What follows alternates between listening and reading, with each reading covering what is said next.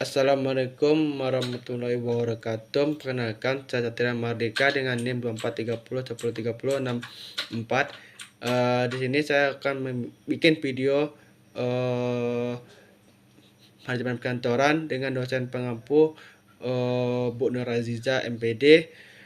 Yang pertama itu etika dan akhlak dalam administrasi perkantoran. Pengertiannya itu paduan dan tertentu dalam suatu pekerjaan, cerminan akhlak kepribadian Islami seperti jujur, amanah, sopan, dan disiplin. Yang kedua, prinsip-prinsip etika. Yang pertama ada integritas, yang kedua disiplin, yang ketiga amanah, yang keempat tanggung jawab, yang kelima pelaksanaan tugas sesuai ketentuan. Materi selanjutnya itu evaluasi etika dan akhlak. Yang pertama refleksi perilaku kerja nilai sistem, yang kedua penilaian moral dan profesional, yang ketiga pembiasaan budaya dan kerja Islam. Materi selanjutnya tujuan utama. Yang pertama membentuk pegawai pegawai berintegritas dan profesional. Yang kedua menumbuhkan lingkungan kerja bermutu. Yang ketiga meningkatkan kualitas pelayanan publik. Yang keempat itu menanamkan nilai moral administrasi. Selanjutnya itu implementasi dalam administrasi. Yang pertama pengelolaan surat arsip, yang kedua pelayanan publik. Yang ketiga penggunaan fasilitas kantor, yang keempat menjaga kerahasiaan. Selanjutnya studi kasus dalam administrasi. Yang pertama kejujuran, yang kedua pengolahan waktu dan disiplin kerja, yang ketiga etika komunikasi dalam pelayanan publik. Yang kedua materinya itu konsep ruang lingkup manajemen perkantoran. Pengertiannya itu berasal dari bahasa Italia, yaitu manage, itu ilmu seni mengantar sumber data secara efektif dan efisien. Yang selanjutnya perencanaan manajemen. Yang pertama perencanaan, yang kedua pengorganisasian, yang ketiga pengolahan SDM, yang keempat keuangan, yang kelima komunikasi internal, yang keenam eksternal. Selanjutnya prinsipnya. Yang pertama pembagian kerja, yang kedua bertanggung jawab, yang ketiga disiplin, yang keempat kesatuan perintah, yang kelima kepentingan organisasi, yang keenam pembayaran upah dan lain-lain. Selanjutnya ada ruang lingkup manajemen perkantoran.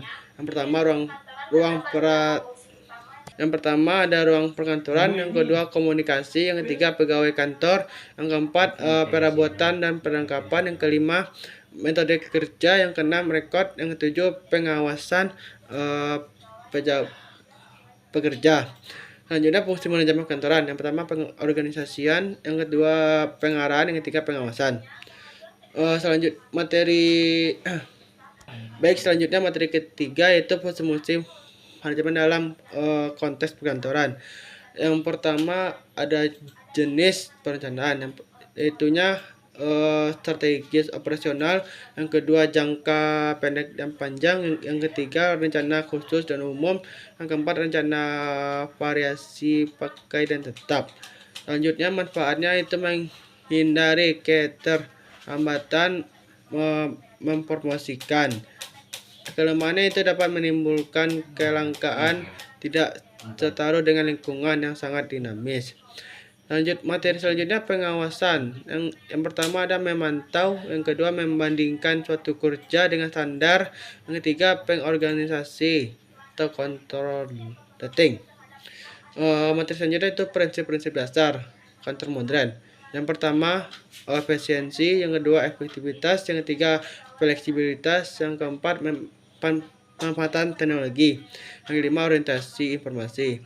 Selanjutnya materinya itu modal perkantoran modern.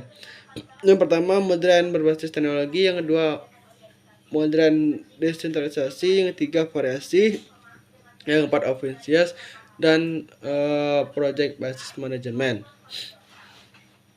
Baik, selanjutnya materi kelompok 4 itu yang berjudul perangkat lunak pengelola dokumen data. Pengertian itu perangkat lunak pengelola dokumen dari data program komputer yang digunakan untuk membuat, pengelola dan menyimpan berbagai basis dokumen. Selanjutnya proses pengolahan data. Yang pertama input, yang kedua processing, yang ketiga output. Selanjutnya manfaat dan kegunaan. Yang pertama meningkatkan efisiensi, yang kedua mengurangi kesalahan akurasi, yang ketiga meningkatkan kolaborasi.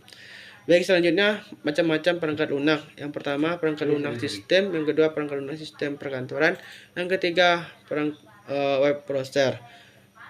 Baik, selanjutnya contoh aplikasi pengolahan dokumen data. Yang pertama Microsoft Word, yang kedua Excel, yang ketiga Power, yang ketiga Dynamite, yang kelima Power Efficient, dan yang terakhir Open House. Baik, selanjutnya pada kelompok 5 yang berjudul sistem arsip digital dan berbasis data. Pengertian itu sistem penyimpanan dan pengolahan dokumen secara elektronik, website kemurahan akses. Materi selanjutnya itu komponen utama. Yang pertama perangkat keras, yang kedua perangkat lunak, yang ketiga berbasis data. Selanjutnya proses utama. Yang pertama pembuatan dan organisasi, klasifikasi dan modifikasi. Yang ketiga penyimpanan dan backup. Yang keempat pencarian dan akses capai. Selanjutnya manfaatnya itu yang pertama ada efisiensi waktu dan ruang, yang kedua akses mudah dan cepat, yang ketiga meningkatkan keamanan dokumen, yang keempat mempermudah database. Materi selanjutnya itu contoh implementasi. Yang pertama output, yang kedua sistem informasi, yang ketiga sistem keuangan digital.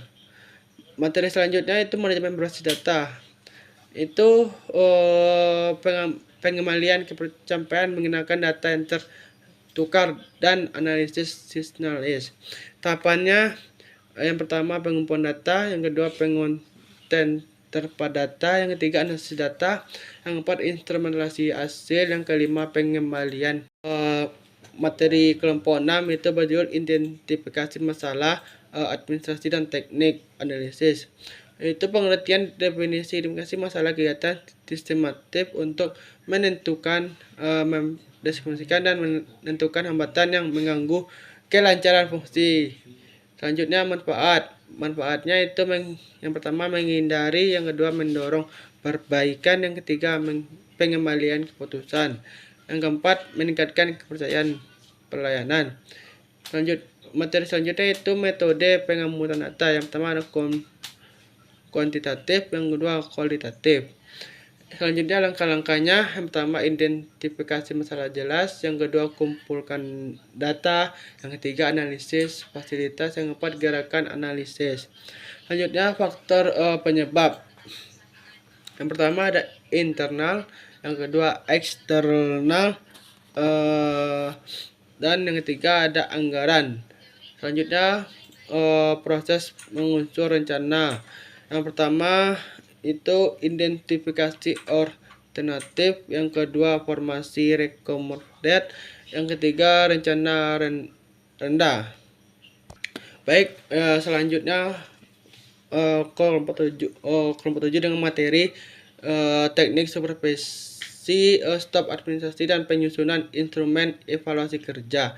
Pengertian itu suatu kegiatan pembinaan, pengawasan dan pengarahan yang dilakukan oleh alasan.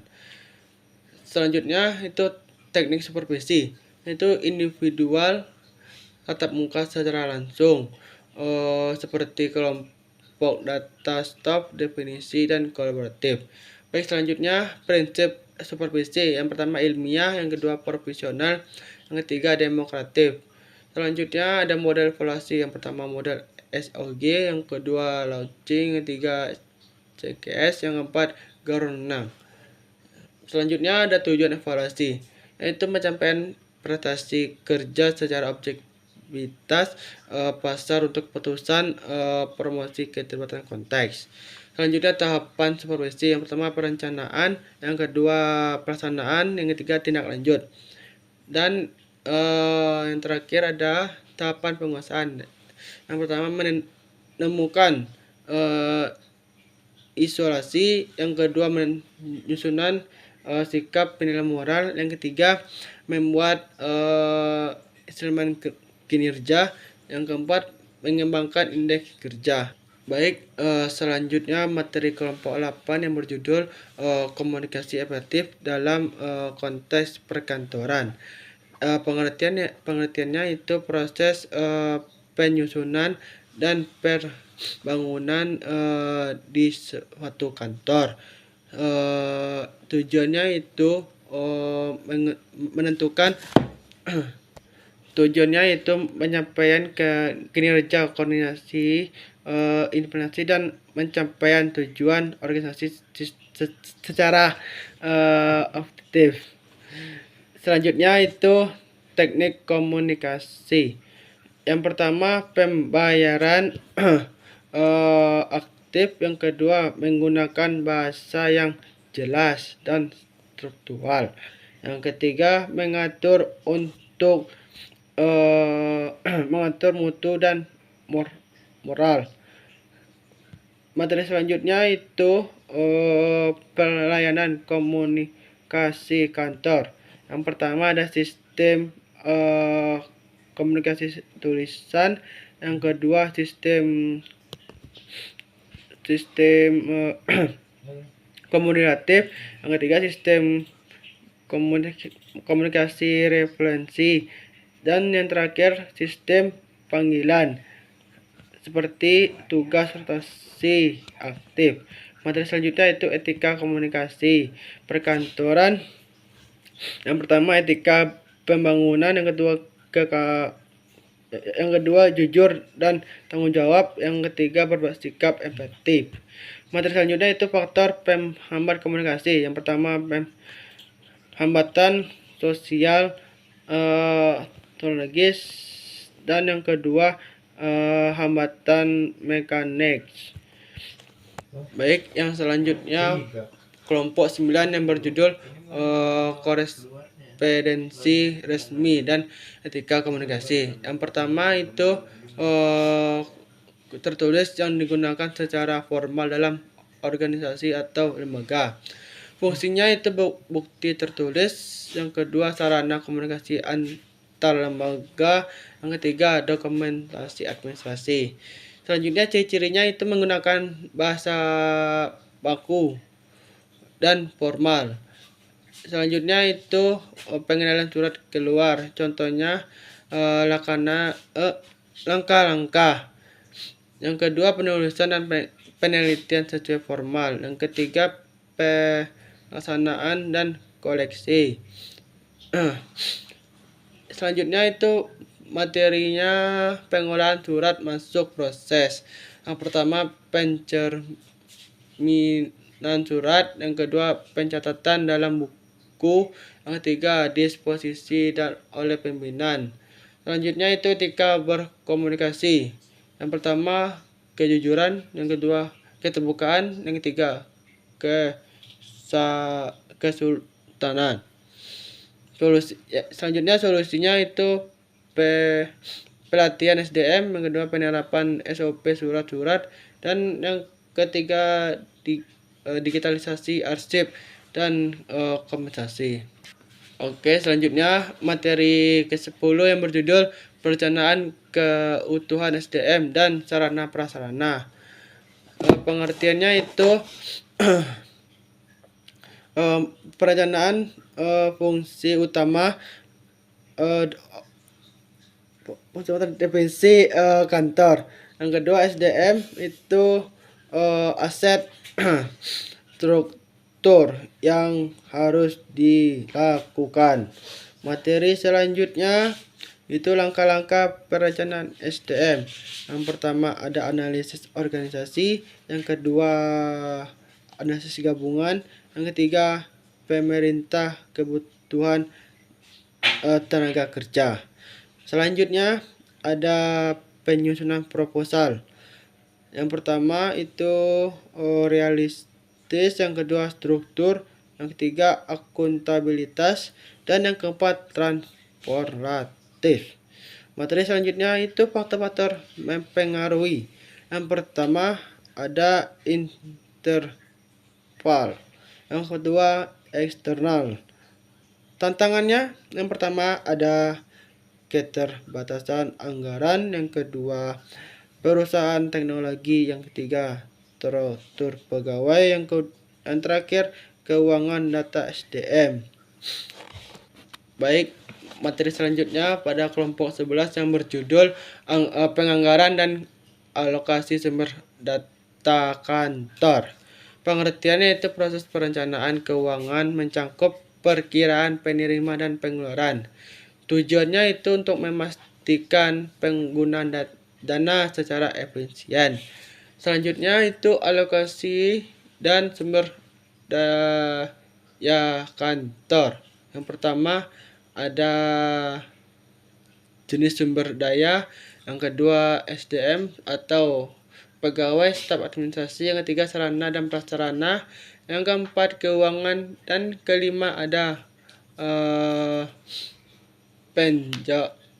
penjadwalan dan prioritas. Selanjutnya itu pelaksanaan alokasi sumber daya. Yang pertama pelayanan guna anggaran, yang kedua penggunaan dana tidak sesuai rencana, yang ketiga ketetapan alokasi, yang keempat tidak adanya evaluasi. Selanjutnya materi kelompok 12 yang berjudul manajemen perkantoran dan ketatahusahaan. Pengertiannya itu perkantoran, aktivitas kantor agar tujuan organisasi tercapai secara efisiensi. Yang kedua ada ketatahusahaan, itu kegiatan ADM yang kaitan dengan pengelolaan surat menyurat dokumen. Selanjutnya itu peran teknologi. Yang pertama mempermudah proses administrasi dan komunikasi, yang kedua meningkatkan efisiensi kerja, yang ketiga menghemat biaya. Selanjutnya teknologi terkait itu perangkat yang pertama ada perangkat keras, yang kedua perangkat lunak, yang ketiga teknologi komunikasi, yang keempat penyimpanan. Selanjutnya ada dampaknya. Yang pertama itu ada positif, yang kedua efisiensi, yang ketiga ada akses data, dan yang terakhir itu tantangan teknologi. Yang pertama adaptasi pegawai, yang kedua perlindungan dan keamanan data, yang ketiga biaya perawatan. Mungkin itu saya bacakan materi semuanya. Apabila ada salah saya mohon maaf. Saya akhiri dengan assalamualaikum warahmatullahi wabarakatuh.